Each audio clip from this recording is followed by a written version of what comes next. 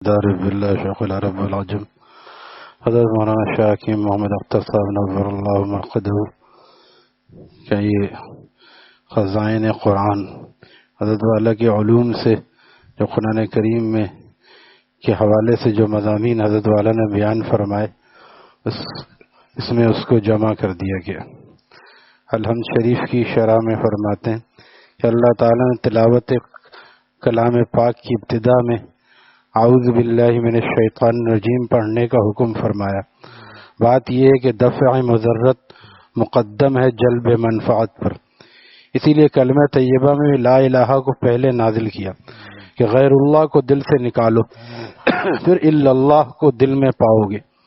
عود کی خوشبو لگانے سے پہلے جسم سے گندگی پسینے کی بدبو دور کرنا ضروری ہے، ورنہ عود کی خوشبو محسوس نہ ہوگی۔ اسی طرح اللہ تعالیٰ کی لذت قرب کے لیے غیر اللہ سے طہارت اور پاکیزگی ضروری ہے، اسی لیے کلمہ طیبہ میں لا الہ کو مقدم فرمایا۔ پہلے غیر اللہ کو دل سے نکالو، پھر الا اللہ کی خوشبو ملے گی۔ لا الہ ہے مقدم کلمہ توحید میں، غیر حق جب جائے ہے تب دل میں حق آ جائے۔ غیر اللہ جب جائے گا تو دل میں اللہ ہی اللہ ہوگا۔ ہمارے شیخ فرماتے جس دل میں لیلا ہوگی اس میں مولا نہیں ہوگا۔ لیلا سے مراد سب غیر اللہ ہیں، سارے غیر اللہ، ہر ایک کی لیلا عورت نہیں ہوتی۔ کوئی دکان میں اتنا منہمک ہے، دکان میں کاروبار میں، کہ اس کو نماز کا موقع نہیں مل رہا، موقع نہیں ملتا، سوچتے بہت ہیں پڑھیں گے، بہت سوچتے ہیں حج کریں گے، ایسا کریں گے، وہیں کے وہیں لٹکے ہوئے۔ حضرت موہانی رحم اللہ تعالی، یہ ہمارے پہلے کے لوگ عام لوگ ہو کے بھی بہت ہی نیک ہوتے تھے، نمازی ہوتے تھے، اور اپنے شعر میں کہتے ہیں غم زندگی کا حسرت سبب اور کیا بتائیں، غم زندگی کا حسرت سبب اور کیا بتائیں، میری سوچ کی بلندی میری ہمتوں کی پستی۔ سوچ اتنی بلند ہے کہ میں بڑا ولی اللہ بننا چاہتا ہوں، اور ہمتوں کی پستی ایسی ہے کہ فجر کی نماز میں جماعت میں نہیں جا پاتا، تکبیر اولیٰ اکثر چھوٹ جاتی ہے، بعد میں آ کے شامل ہوتے ہیں۔ یہ سب کیا ہے؟ تو سوچنے سے نہیں ہوتا، کرنے کے کام کرنے سے ہوتے ہیں، کرنے کے کام تو کرنے سے ہوتے ہیں۔ تو بعضوں کا لیلا، بعضوں کی لیلا کاروبار ہوتا ہے، کاروبار میں اتنے منہمک ہیں کہ صبح سو، یہ بھی نہیں کہ بہت زیادہ کما رہے ہیں، لاکھوں کروڑوں کما رہے ہیں، چند 100 روپے کے لیے جماعت کی نمازیں ضائع کر رہے ہیں، چند 100 روپے۔ بہت سے بائکیاں چلا رہے ہیں، کہتے ہیں اس کی وجہ سے جماعت کی نماز ضائع ہوتی ہے، لیکن کیا کرے، مجبوری ہے۔ اس سے بڑی مجبوری جماعت کی نماز جب نہیں ملے گی تو رزق میں برکت کہاں سے ہوگی؟ لہذا ٹھیک ہے کہ آدمی اور کام کرے، لیکن اس کے ساتھ ساتھ سب سے پہلے ضروریات دین کو دیکھے۔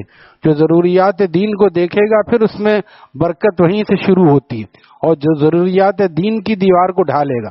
یہ نہیں کہا جا رہا ہے کہ اگر کوئی بھی کام کرتا ہے، پرائیویٹ بائکیا چلاتا ہے، فلاں کرتا ہے، اوابین نہ پڑھے، تہجد نہ پڑھے، کوئی گناہ نہیں، لیکن جماعت سے نماز پڑھنا تو ضروری ہے۔ اگر جماعت سے نماز بھی نہیں ہوگی پھر برکت کہاں سے نازل ہوگی؟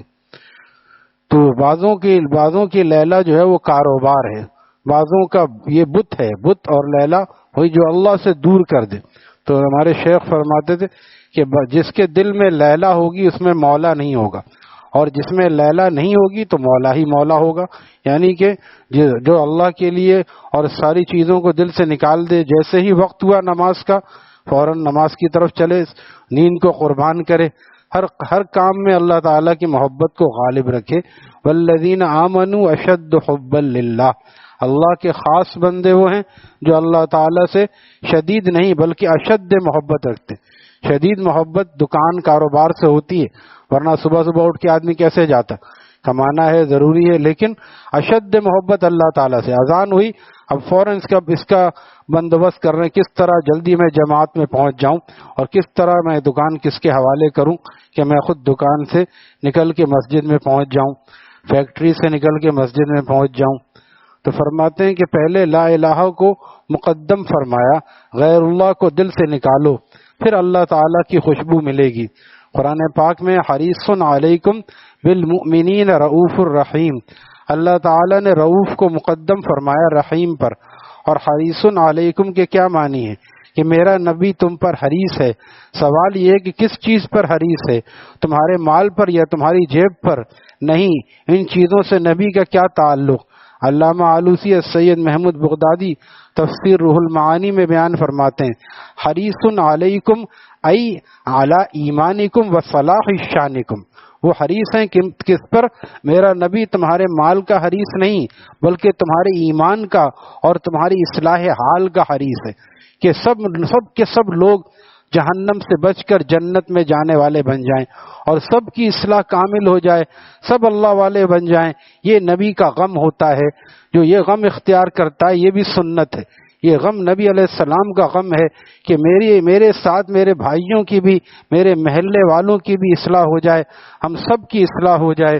تو نبی علیہ السلام کا یہ غم تھا، آپ اس پر حریص تھے کہ ساری امت ایمان والی ہو جائے اور سب نیک اعمال والے ہو جائیں، خواہ مومن ہو یا کافر، لیکن بالمؤمنین رؤوف الرحیم، ایمانداروں کے ساتھ تو بڑے ہی شفیق اور مہربان ہیں۔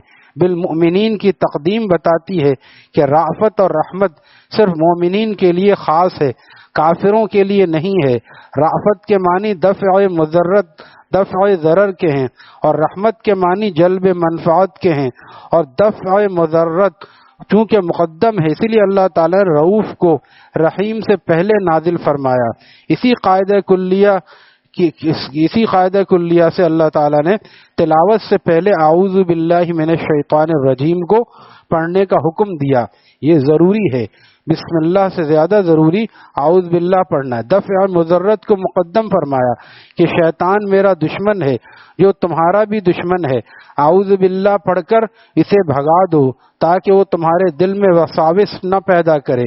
محدث عظیم ملا علی قاری رحمہ اللہ تعالی مشکات کی شرح مرقات میں فرماتے ہیں، الشیطان کل کلب الواقف علی باب اللہ تعالی شانہ، شیطان کی مثال اس کتے کی سی ہے جو دروازے پر کھڑا رہتا ہے، دروازے پر کھڑا ہے۔ جیسے دنیا کے بڑے لوگ فارنر کا بڑا کتا بھیڑیا نسل کا رکھتے ہیں، جتنا بڑا بنگلہ ہوتا ہے اتنا بڑا کتا رکھتے ہیں، اور باہر کتا پالنا جائز ہے، گھر کے اندر رکھنا جائز نہیں ہے، چوکیداری کے لیے۔ جیسے یہاں بھی لوگ گلیوں میں چھوڑ دیتے ہیں، وہ آنے والے کی خوب خبرگیری کرتے ہیں، شور مچاتے ہیں، اس سے وہ جاگ جاتے ہیں، تو یہ جائز ہے، لیکن گھر کے اندر کتا پالنا یہ جائز نہیں ہے۔ تو جو بہت سے لوگ باہر کتا رکھتے ہیں اور وہ بڑی نسل کا ہوتا ہے، بس اللہ تعالیٰ تو سب سے بڑے ہیں، لہذا ان کا کتا بھی تمام کتوں سے بڑا ہے، اکبر الکلاب ہے، سب کتوں سے بڑا کتا ہے شیطان مردود۔ حضرت ملا علی قاری لکھتے ہیں کہ اللہ تعالیٰ نے اعوذ باللہ کا حکم دے کر بتا دیا کہ جب تم دنیاوی بڑے لوگوں کے کتے کا مقابلہ نہیں کر سکتے تو میرے کتے کا مقابلہ کیسے کر سکتے ہو، لہذا مجھ سے پناہ مانگو، میری پناہ میں آ جاؤ۔ جس طرح بڑے لوگوں سے جب ملنے جاتے ہو تو ان کا کتا بھونکتا ہے تو آپ کتے سے نہیں لڑتے بلکہ اس کے مالک سے کہتے ہیں کہ ہم آپ سے ملنا چاہتے ہیں، آپ کتے کو خاموش کر دیجئے، تو مالک خاص کوڈ خاص الفاظ استعمال کرتا ہے جس سے کتا دم ہلانے لگتا ہے۔